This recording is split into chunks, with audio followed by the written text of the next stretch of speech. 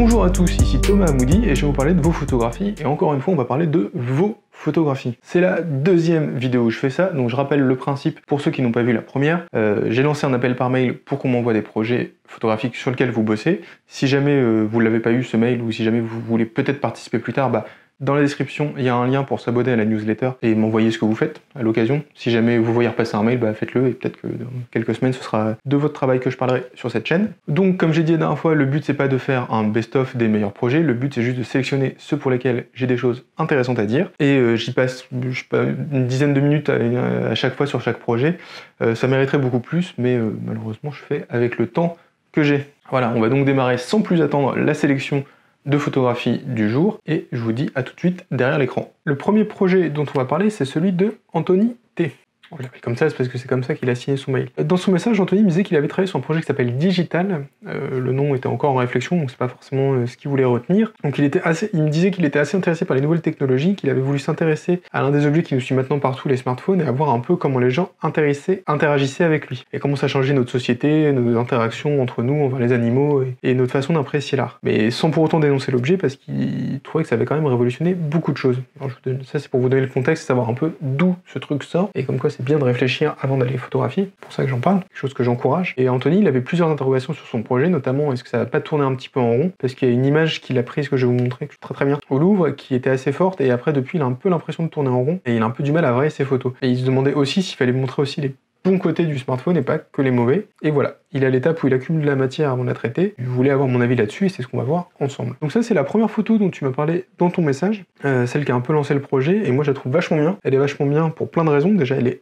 absolument pile dans le thème, parce qu'elle montre vraiment le rapport entre les gens et l'art via la photographie. Là on voit l'écran de la personne qui coupe l'image en deux, il y a un premier plan où il y a la demoiselle qui est ici, ensuite deuxième plan, clac, le smartphone qui coupe vraiment l'espace de l'image, et ensuite l'œuvre d'art qu'on ne voit pas et qu'on ne voit qu'à travers l'écran. Il y a un petit rappel entre le smartphone là et celui-ci. La foule est hyper dense et on ne distingue personne. La composition elle est vraiment très bien. Ça pour le coup, donc je comprends que ça t'ait donné envie de lancer un projet. T'étais vraiment pile dans le thème avec ça. Donc celle-là, elle est hyper cool. On va passer à la suite. Alors je vais les faire défiler pour que vous voyez à peu près les critiques que je vais faire après.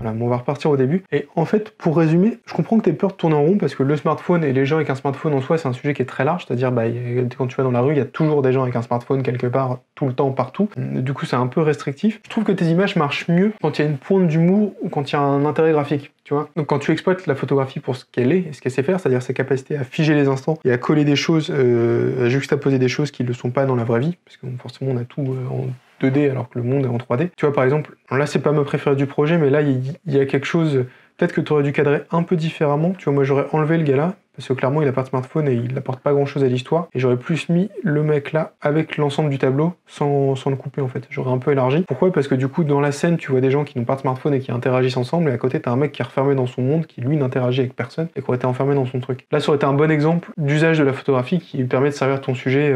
Là par exemple je trouve ça un peu moins sympa parce qu'on voit pas forcément la personne qui tient le smartphone. Puis on a juste l'objet et l'animal. Alors l'animal a une réaction un poil étrange, je sais pas ce que c'est ça. Pas un lémurien, c'est un truc en 1. Si quelqu'un a la réponse, il met dans les commentaires. L'animal a un poil de réaction, mais je pense qu'il aurait le même devant n'importe qui lui approche un truc. L'interaction en fait homme-smartphone-situation, ce qui est un peu là, tu vois, un homme, le smartphone, la situation et un décalage entre les deux. Idem ici. Là, le trio, il est pas trop présent et c'est peut-être juste un mec qui prend une photo d'un truc. Je suis un peu plus dubitatif sur celle-là. Celle-là, elle marche bien. Encore une fois, la composition est très cool. T'as cet aspect en bande qui marche plutôt bien avec un point central qui attire tout de suite la vue. Donc là, la composition est nickel. C'est bien d'avoir laissé de l'espace et même beaucoup d'espace à cette image. Ça la renforce plutôt. Il y a même un petit pigeon qui se balade là, qui attire l'œil dans un coin. Et là, on est vraiment dans le côté, ce que je te disais un peu, l'homme, le smartphone et l'environnement. Là, pour le coup, la personne, elle photographie le paysage sans du tout interagir avec celle qui est à côté. C'est pas pour autant qu'ils se font la tronche, mais il y a une petite histoire à raconter autour de ça. Tu vois, je trouve que c'est là que ça marche un peu le mieux, tes photographies, quand ça va chercher un peu dans l'humour et dans les situations cocasses. Alors celle-là, ça aurait pu fonctionner aussi, je trouve la composition plus lourde pour le coup. Je trouve ça moins fluide que les autres. Je suis pas forcément ultra exigeant avec tout le monde et ultra casse-pied, tu vois, chacun fait avec son niveau photographique. Mais comme tu sais faire mieux que ça, vu que tu l'as montré dans les images d'avant, je trouve ça dommage de faire ça maintenant. Tu vois ce que je veux dire? Il y a le côté, si tu sais faire mieux, fais mieux, et des trucs qui sont moins bien, les garde pas. Alors la mise au point est faite sur j'ai l'impression sur les feuilles, ce qui fait que le gars qui est un peu un peu loin est flou, et la nana est pas hyper nette non plus.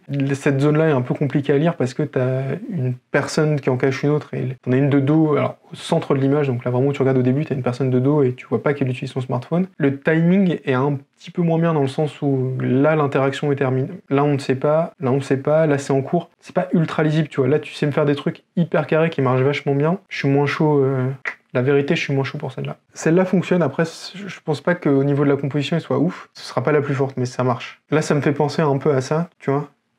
Le côté un duo de personnes et l'une s'enferme, n'interagit pas du tout avec l'autre. Surtout que t'as ce côté, dans l'autre t'avais de l'eau, là t'as une image de plage, etc. Donc pourquoi pas, tu vois, je vais un peu loin, mais dans un bouquin par exemple, dans une expo, les mettre les deux à côté, ça peut être plutôt cool. Celle-là j'aime beaucoup aussi. Là encore une fois, tu sais composer des images, donc c'est bien. On a le côté juste le bras qui passe, qui affiche le smartphone. Alors ça me fait penser à une photo de Cartier-Bresson que je vais te retrouver.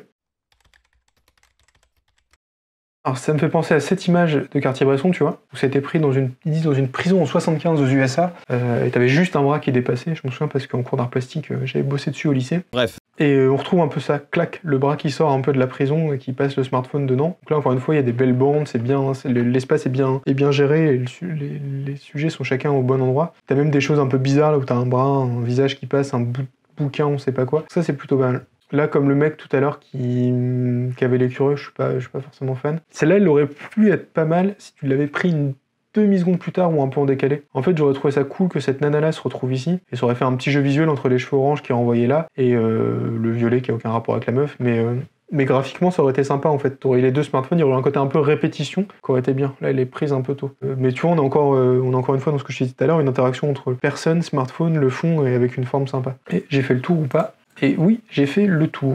Du coup, Anthony, pour résumer, je te dirais de bien garder les images où tu as une composition qui est vraiment cool, parce que tu sais le faire, donc c'est dommage de faire autre chose, et de vraiment travailler cette interaction entre l'homme, le smartphone et l'environnement qu'il y a autour, de vraiment là-dedans. Tu vois, si jamais je devais te l'éditer et te garder, hop, tac, clac, voilà. Ça, comme ça, je les trouve déjà plus cool, que t'as des couleurs qui reviennent d'une photo à l'autre, t'as des formes qui reviennent d'une photo à l'autre, je trouve ça mieux comme ça. Donc je t'inviterai à partir sur ça, parce que c'est ce que tu sais faire, donc autant le faire. Ensuite, on va passer au projet de Laurie Odette Potier qui a choisi de travailler sur les lits. Alors ce qu'elle me dit, c'est qu'elle a commencé ce projet en 2013 environ et qu'à la base il s'agissait pour elle de créer une série sur le thème l'assise mort qui a été tirée au sort dans le cadre d'un collectif photo argentique. Elle a trouvé de l'intérêt sur ce thème du lit, elle a voulu travailler plus ce projet qui amène aux images que l'on va analyser aujourd'hui. Alors le projet s'appelle à l'heure actuelle Esthétique de la couette et de l'oreiller et elle essaye de le faire un peu partout où elle va et partout où elle dort. Plus le projet avance, plus la lumière devient un élément important de la composition et elle essaye avec elle de capter un peu l'esthétisme des scènes banales qui paraissent la plupart du temps sans intérêt. Ce qui moi personnellement me plaît beaucoup étant très fan de William Eggleston.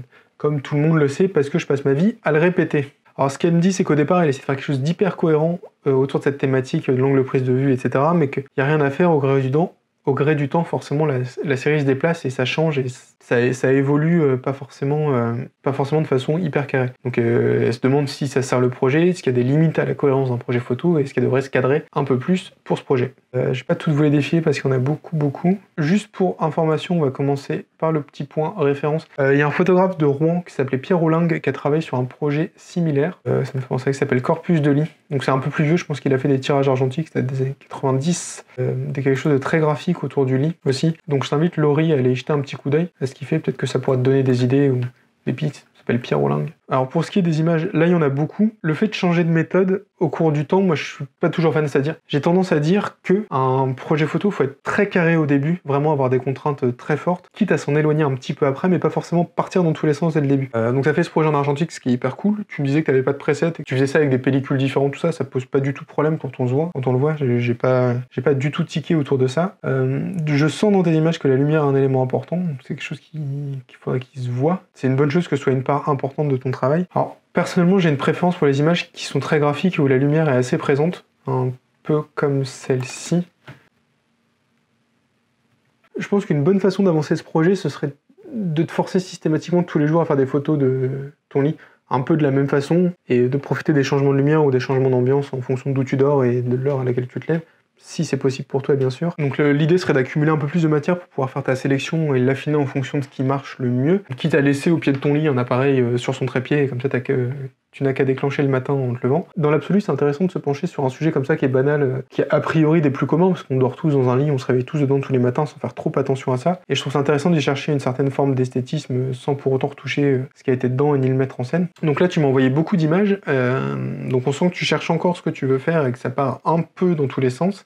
Du coup, pour moi, c'est un peu difficile de donner des conseils par rapport à d'autres projets que j'ai pu évoquer avant, parce que avant, il y avait une direction assez claire et c'était assez facile de dire au lecteur ça va pas, faudrait plutôt enlever tel truc, etc.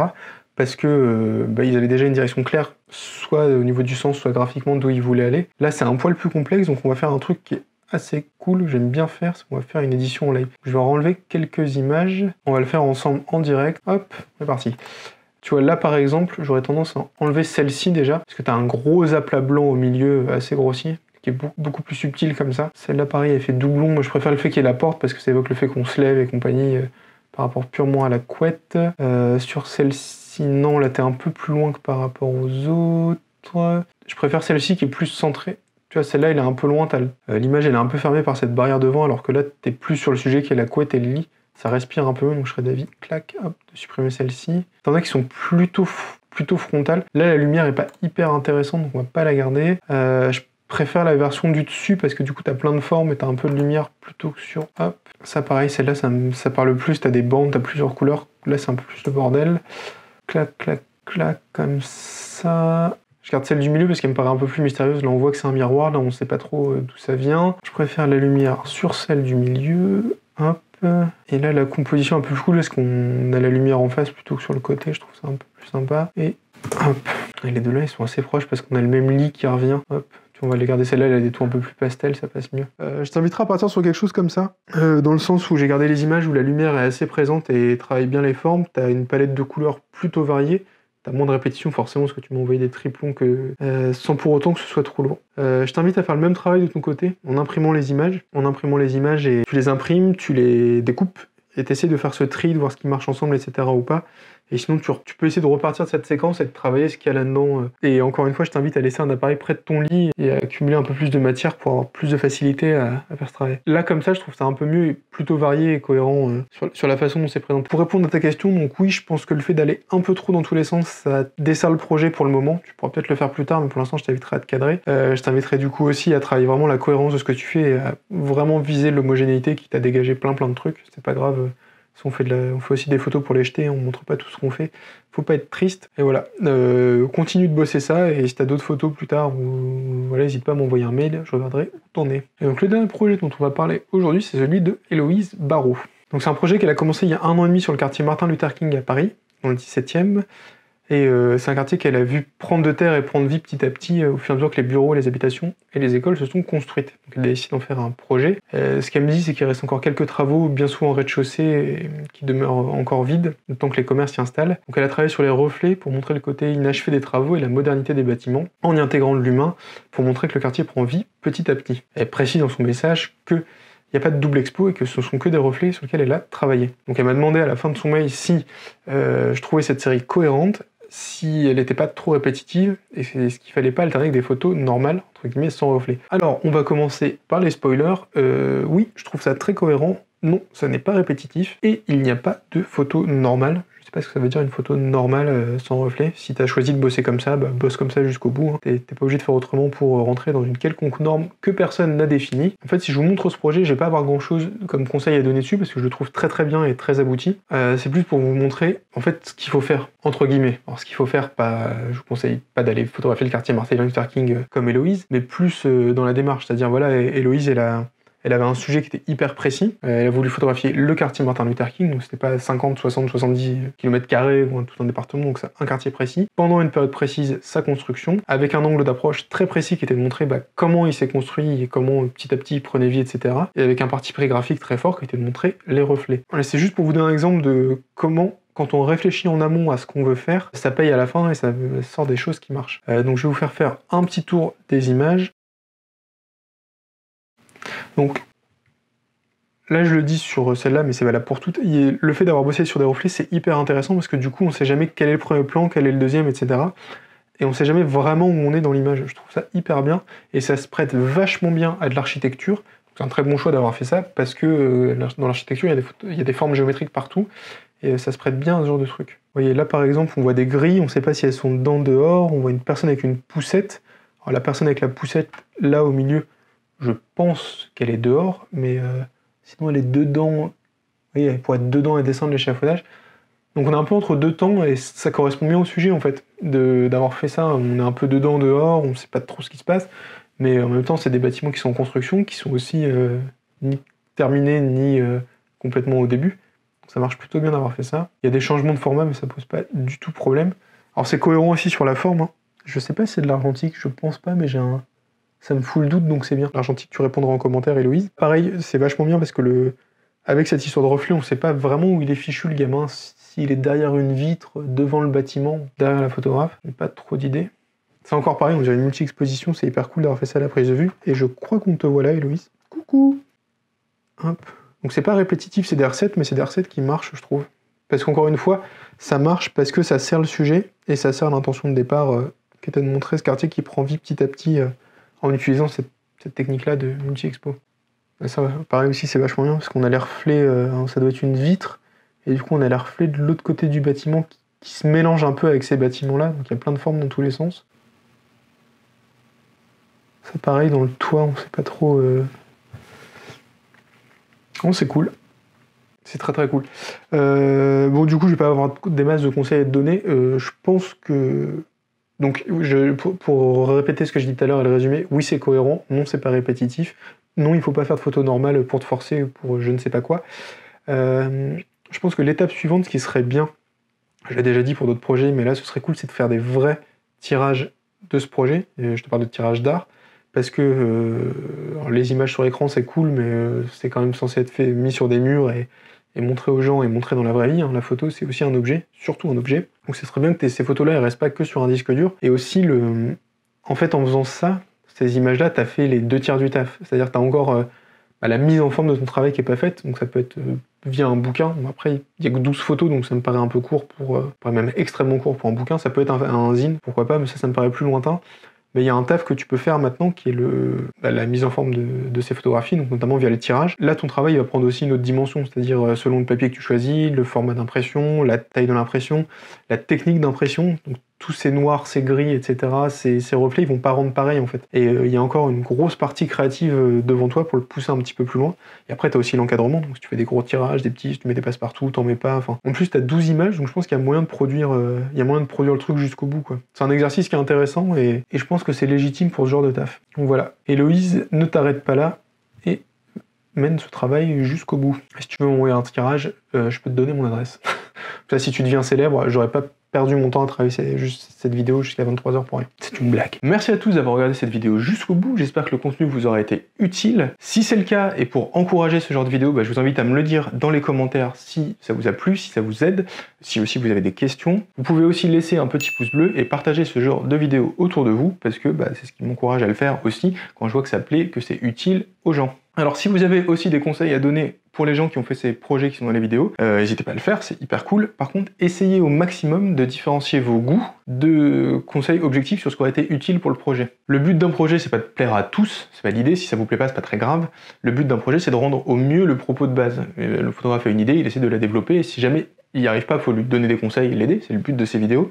Mais juste, vous, ça vous touche pas, ou vous aimez pas, c'est pas forcément le sujet, c'est pas forcément ce qui va aider les gens à avancer. C'est le petit aparté, histoire de dire on est cool et on est sympa entre nous. Si vous voulez participer à une prochaine vidéo, vous êtes les bienvenus. Pour ce faire, j'ai mis dans la description un lien vers mon livre qui s'appelle 10 outils indispensables pour votre projet photo. Alors, c'est quand même le moment de le télécharger vu qu'on parle de projet photo. Et aussi en le téléchargeant, ça vous abonnera à la newsletter, et du coup, la prochaine fois que je ferai un mail pour inviter les gens à m'envoyer leur projet, vous l'aurez, vous pourrez me dire tiens, parle-moi de mon projet, et puis je pourrais faire tiens, il est cool, et tiens, j'en parle, et puis voilà. C'est par là que ça se passe. Et je précise que si j'ai pas parlé de votre projet, c'est parce que j'ai eu beaucoup de réponses, c'est pas forcément parce qu'il était nul, c'est peut-être juste parce que j'avais moi rien à dire dessus. Mais de toute façon, j'ai gardé tous ceux dont je veux parler dans un coin, donc ça sert à rien de me le renvoyer, et j'ai déjà plein de matière pour faire les prochaines vidéos, donc pas de panique, ça arrive peut-être. Quoi qu'il en soit, bossez vos projets, travaillez bien, travaillez dur, travaillez fort, travaillez longtemps, et moi je vous dis à la semaine prochaine.